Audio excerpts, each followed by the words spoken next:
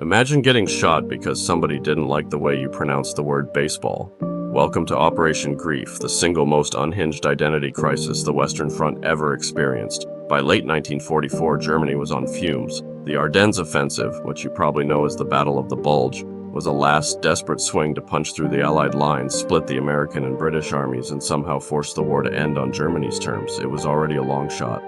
So the Germans decided to spice things up with chaos. And who did they put in charge of that chaos? Otto Skorzeny, Hitler's favorite action figure, the man who had once rescued Mussolini off a mountain like a discount James Bond.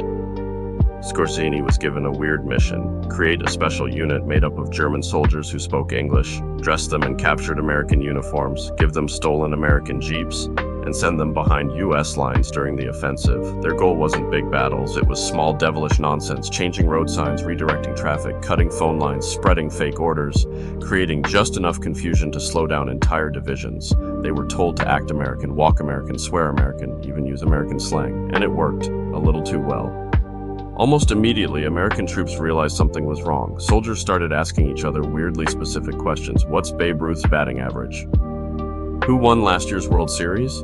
What street is the Statue of Liberty on? It turned into the world's deadliest pop quiz. Wrong answer? You might just get arrested. Or worse.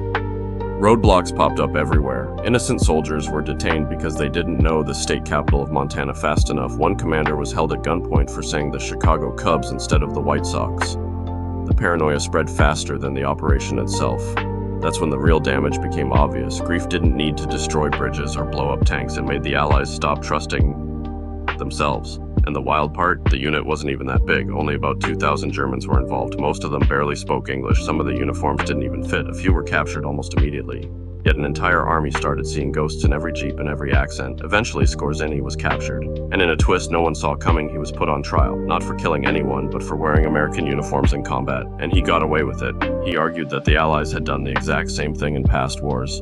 Former British and American officers testified on his behalf. The court agreed. Otto Skorzeny walked free. Operation Grief failed in its military objectives. The offensive collapsed. Germany lost the Battle of the Bulge. The war kept marching toward Berlin. But for a few weeks in the winter of 1944, one strange, brilliant, disastrous idea made an entire army question its own reflection.